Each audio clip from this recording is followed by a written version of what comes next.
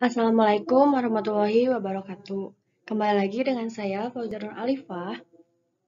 Kali ini saya akan menjelaskan mengenai frasa dan klausa. Tapi sebelumnya, seperti biasa di sini ada kompetensi dasar.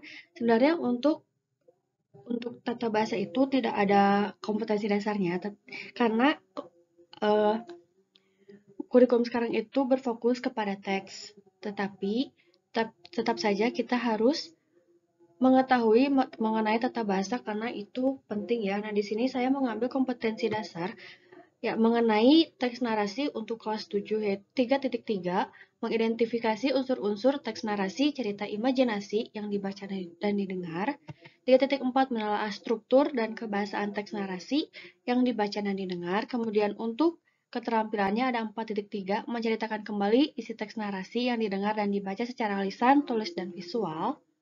Kemudian 4.4 menyajikan gagasan kreatif dalam bentuk cerita imajinasi secara lisan dan tulis dengan memperhatikan struktur penggunaan bahasa atau aspek lisan. Nah, di sini mengapa saya memasukkan frasa dan klausa ke dalam KD teks narasi karena pada KD 4.4 di sini kita harus menyajikan sebuah teks. Atau intinya kita harus membuat sebuah cerita imajinasi. Nah, dalam membuat cerita tentu kita akan membuat kata-kata hingga menjadi kalimat, paragraf, dan akhirnya menjadi satu cerita gitu, satu cerita utuh. Nah, untuk menyusun kalimat tentu saja kita harus mengetahui struktur-strukturnya juga. Oke, seperti itu. Kemudian selanjutnya di sini ada tujuan. Tujuannya yang pertama tentu untuk memberikan wawasan, kemudian yang kedua memberikan hiburan. Karena berupa cerita dan cerita itu sangat menghibur ya, jadi tentu saja memberikan hiburan. Kemudian yang ketiga itu memberikan informasi. Nah, dengan kita menceritakan atau membaca teks narasi, tentu kita akan mendapat beberapa informasi. Secara tidak langsung kita akan mendapat informasi mengenai budaya setempat, biasanya seperti itu. Oke, selanjutnya kita akan membahas apa itu frasa. Frasa adalah gabungan dua kata atau lebih yang menduduki satu fungsi. Oke, di sini ada yang masih ingat nggak fungsi itu apa? Oke, kalau belum ada yang ingat, kita akan membahas fungsi sehabis ini ya. Nah, kemudian ada klausa. Klausa itu adalah gabungan dua kata atau lebih yang menduduki dua fungsi. Nah, di sini saya sudah ada kalimat, ibu membeli sayur bayam di pasar. Nah, teman-teman, untuk fungsi sendiri, itu tuh adalah peran suatu kata dalam satu kalimat. Nah, di sini ibu di sini memiliki fungsi atau peran sebagai subjek. Membeli adalah predikat.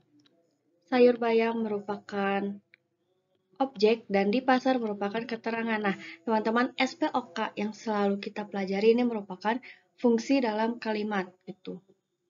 Oke, kemudian kalau kita tadi membahas mengenai frasa adalah dua kata atau lebih yang menduduki satu fungsi. Nah, di sini teman-teman bisa mengambil kesimpulan ya. Jika di sini kita bisa menyebut jika ini merupakan frasa. Karena tadi kita melihat di sini bentuknya merupakan dia ini adalah objek, di sini predikat, sebentar salah maaf. Di sini adalah predikat dan di sini adalah subjek, di sini ada keterangan. Nah, kita lihat di sini objek itu sayur bayam memiliki dua kata dan dia menduduki satu fungsi. Nah, makanya ini disebut dengan frasa. Di sini juga ada keterangan yaitu di pasar. Di pasar juga merupakan frasa. Mengapa? Karena di pasar memiliki dua kata dan frasa memiliki dua kata dan menduduki satu fungsi yaitu keterangan. Nah, seperti itu. Oke, itu mengenai frasa. Kemudian untuk klausa. Klausa sebelumnya kita sudah menyebutkan jika klausa adalah gabungan dua kata atau lebih yang menduduki dua fungsi. Nah, berarti di sini tidak hanya fungsi objek atau fungsi keterangan saja, melainkan gabungan dari dua fungsi. Nah, di sini kita bisa menandai dengan warna lain ya. Tidak. Kita hapus saja tandanya ini. Nah, contohnya seperti ini, membeli sayur. Oke, membeli sayur di situ membelinya menduduki fungsi predikat dan kita bisa tulis sayur bayam. Sayur bayamnya ini menduduki fungsi objek. Nah, di sini karena dia menduduki fungsi predikat dan objek, ini dapat kita sebut menjadi klausa.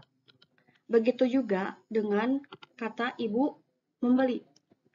Dia menduduki subjek dan predikat, oleh karena itu dia juga dapat kita sebut menjadi klausa. Oke? Seperti ini. Oke, selanjutnya Budi memakai baju baru. Oke, di sini kita harus mengetahui dulu subjeknya adalah Budi, predikatnya memakai, dan baju baru merupakan objek.